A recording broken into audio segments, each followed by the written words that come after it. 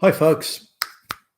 Hi, folks. You're with Tacitus today at your Pushback channel, and thank you for joining this audio live stream.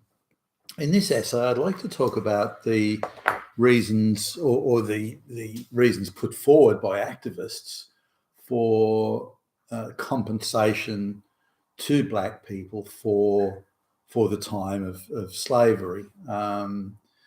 Now, what I've noticed here, I've gone through a number of supposed interviews, and instead of grassroots people or scholars who've thoroughly and exhaustively examined all available documents, instead of that, we're looking at some activists, not too clever. We're not talking high IQ players here, activists who've been quite carefully schooled and instructed on how to prosecute their arguments in, say, a debating situation or on an interview panel in a current affairs show or something like that. So they've been these aren't grassroots people. These aren't people who again are either scholarly or, for that matter, just street activists. These are activists who've been given prominent roles, and they've been schooled and trained and choreographed and scripted to go around in the same manner as some of the climate change people are. So whoever trains the climate change people is the same guys who are training the compensation activists. So we can see here international coordination, international training, close cooperation with media and various identities across all fields of Western endeavour, whether it be police, law, the legal establishment, justice departments, and of course the body politic. So there ain't nothing grassroots at all about this. It's scripted and coordinated and done so internationally. Which, by the way, all the things designed to destabilize Western society, all of these things, funded, of course, by the globalists, all of them have that stamp, that mark of central coordination and scripted and so on. Anyway, I've gone through a number of these interviews that are in the public domain, and on things like current affairs shows and interview panels and so on. And they're all reading from the same script. I don't think there's much different at all, apart from the odd throwaway line. It's all very tightly scripted. But the whole idea of this compensation for slavery rests on a series of assertions or premises that don't exist. They're all lies. But in all but one interview, really, none of these assertions are challenged or even questioned, or there's not even asked for, can you prove this? When a rebuttal, if anyone does come back with a rebuttal at all, then the instant response of the activist, the pro-compensation slavery activist, is prove it, and to a very high standard of proof, whereas they're not required. They only have to assert it. They don't have to prove anything, and that's the position they take. And if you ask them to prove anything or to back it up or to even justify it in any way, then you're dismissed as a Nazi. So it takes quite a bit of determination and probably moral courage of sorts to persist and say, no, you've made a claim that such and such. You've made a claim that the British ran the biggest slavery industry in the history of humankind ever. Now, I know for a fact that's not true, but if you believe it to be true, Mr. or Miss Activist, then I'd like you to prove it now. Can you cite the information you're relying on to make that assertion? Or are you just a hysterical activist? But if you're an activist, admit that. And if you want to talk facts, then let's talk facts. But let's get on with it. So they need to be called out. And again, I've only seen one interview where they were even quite softly or gently called out, and they almost went ballistic on it. And anyway, these are the assumptions that synthesizing all those interviews that I've looked at. Only white folks ever did slavery. That's number one. Of course, that's a grotesque untruth. That's just absolutely not true. The Arabs were huge players in the slavery game. The black tribes enslaving each other were bigger players in slavery than all the others put together. So the idea that only white folks did slavery is absurd and patently so. It's absolute arrant nonsense and irritates me just to hear it and to think that these people can make these claims, these activists can make these claims and not even be challenged on it. You know, if they're being interviewed by a Guardian interviewer or the BBC in Britain or MSNBC in the United States, then there's not even a question. It's, oh, yeah, evil white folks. Oh, only they did it. Yeah, that's right. Where everyone saying it knows it's untrue. The second one is that the British ran the biggest slavery system in all history. This is an outrageous untruth. Outrageous untruth. The British came very late to the slavery game, and were played quite a minor part. The slaves in Southern America and so on, or run by the other folks like the Portuguese and the Spanish was well in excess of what the West African slave trade from Britain was, from Africa via the British ships to the British colonies. So no, the British did not run the biggest slavery system in all history. That's quite absurd. The next one is that whites directly took slaves from Africa. Those white people were rampaging length and breadth of Africa, just randomly grabbing rando black folks and turning as slaves, and that was never. If even a handful of those, the resources from the white country just weren't there. So they bought slaves from black or Arab slavers, not white slavers, black and Arab slavers that brought the black slaves to the coastal ports in West Africa, and then the Europeans, which included the British, transported the slaves to all over the Americas. It was the Caribbean, South America, and North America. But this idea of whites directly grabbing, rando grabbing black people, no. That's so again, all these things can be quite easily refuted. Then there's a denial. Here's a series of denials. It was there's actually a couple of different forms of denial here that the blacks did not enslave each other. And because it was blacks enslaving other blacks, it kind of okay. A bit like, in downtown Chicago, if blacks shoot each other, well, it kind of doesn't count. It's blacks shooting each other. But if a white guy shoots a black guy, then that's criminality of, you can't even describe that level of criminality. Thousands of blacks killing each other each year. Who cares? Now, I think that's an outrage. Anyone getting gunned down or murdered in the street or anywhere, that's a crime. I mean, why separated by race? I don't understand that. Now, it's the same thing here, that when they won't, firstly, they very reluctantly, these activists, they very reluctantly concede that blacks enslaved each other en masse, which they did. And far more blacks were enslaved by other blacks than they ever were by white people. So this is something they need to concede. And it needs to be forced on them if they won't accept the facts. And no, you must accept that. When you put your hand out for compensation, you must accept that it's the blacks that enslaved you and other blacks that were enslaving, other tribes or each other for that matter. And that needs to be accepted. So when you put your hands out for compensation, you need to be conceding that point. Now, if they do, there is some of these activists might concede that, okay, blacks did enslave each other, so what? Who cares? But because the blacks didn't make money out of it, because they didn't have advanced economies and they didn't have plantations, and because the blacks didn't make money out of it, or not on a commercial scale, the slaves were there for, say, things like harems and sexual gratification, or other things like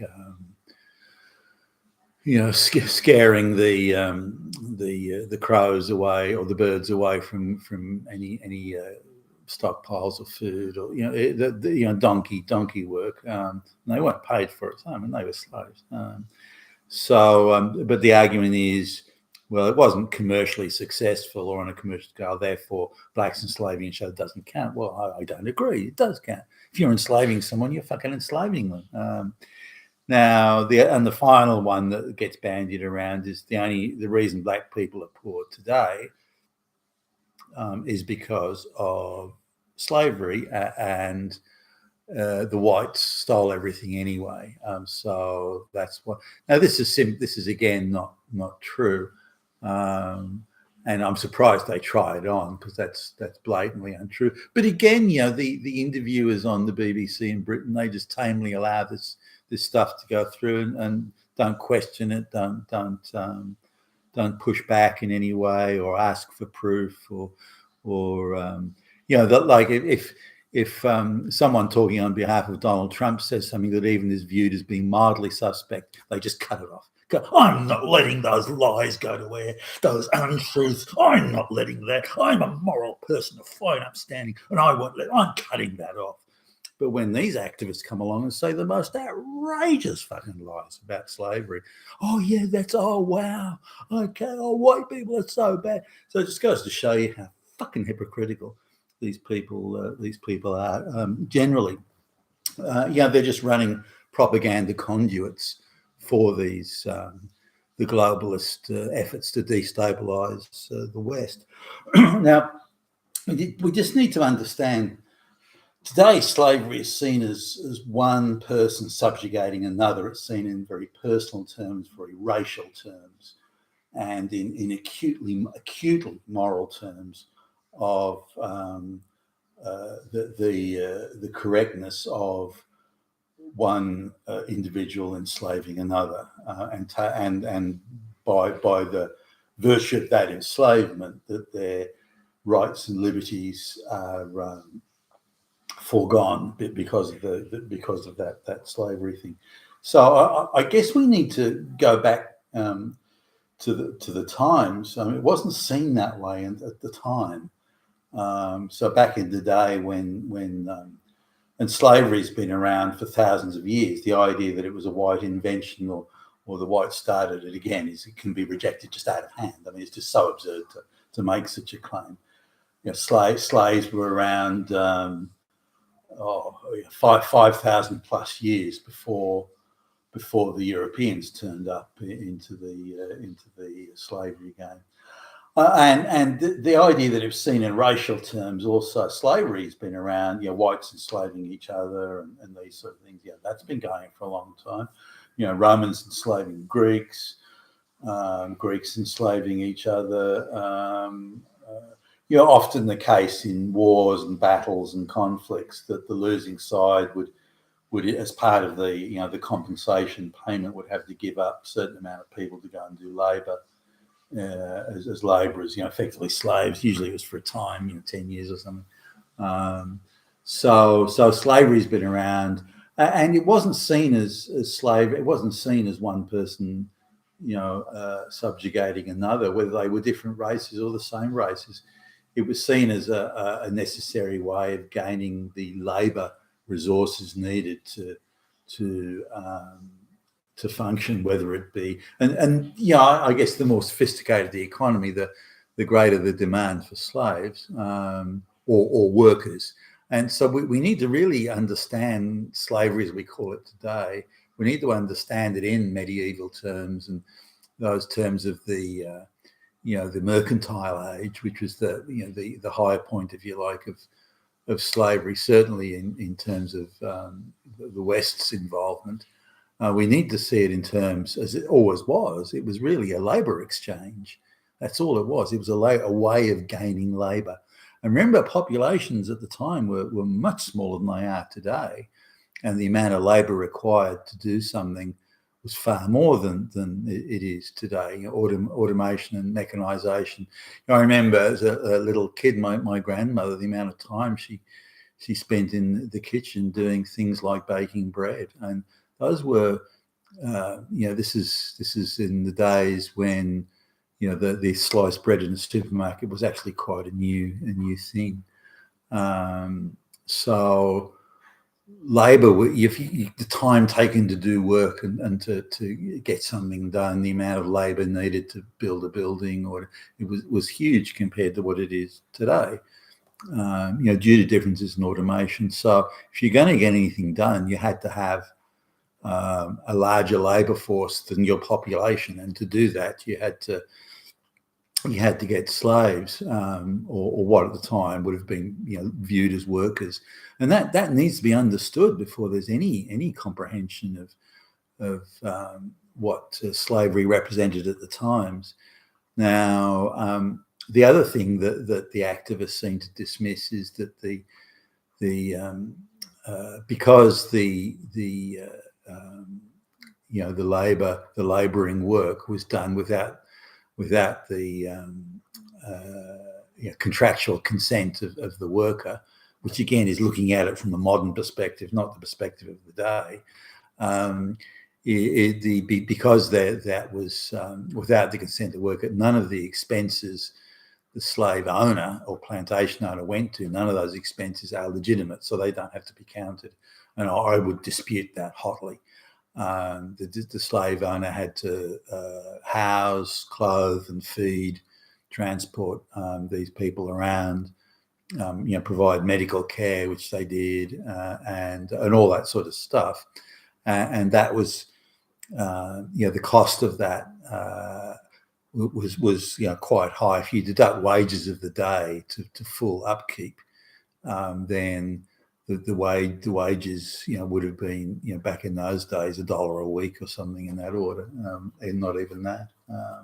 So these are some of the issues around the slavery, but I haven't found. I looked for one. That was the purpose of me actually having a look at some of these interviews, was to find an argument, a cogent, factual, well-supported, well-documented argument that anybody could put forward on the asking for compensation. Now, this thing about, well, black countries are poor today, so that's because of slavery, that's because of evil whitey, therefore we're entitled to compensation there, regardless of the other stuff. Well, I dispute that as well. If you look at the nation of Liberia, that's never been colonized, it's never been run by the whites, then that's a dirt poor shithole, basket case even. And so, for the usual things, the civil wars, the murders, and no one's willing to invest in the future because of the uncertainties and so on. So that's a basket, even though it's quite a rich country in terms of natural resources, agricultural land, that sort of thing. So this idea that blacks are uniquely poor because they were enslaved at some point, that's bullshit and can be dismissed. If you look at, say, countries like South Korea and Singapore and that sort of thing, they were colonized variously by Japan and Britain, and they're very wealthy countries today. So clearly it can be done. It's not an issue of former colonies can never get off the ground, therefore must be given endless cash handouts. That's the same attitude that the inner city black people have in the United States. Nothing's our fault. You just have to give us endless handouts. So anyway, just sort of finishing off on that. Another point that the activists say is that all loans that were given, even in recent times, like yesterday, the day before, all loans that have been given to primarily black countries, whether it be Jamaica or anywhere else, some places in Africa, the idea of giving loans to these countries that inevitably get just absorbed into the corrupt patronage system. They're not any good for doing what's needed, building the roads and upgrading the facilities and all that sort of stuff. It invariably gets corruptly distributed into the pockets of the black elite.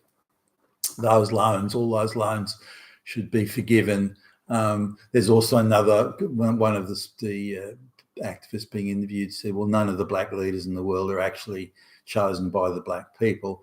They're all chosen by white bankers and so on. He may have a point there actually, but I don't think all of them are, and so but that's one that gets thrown in. But even if that were the case, it's hardly an entitlement for compensation.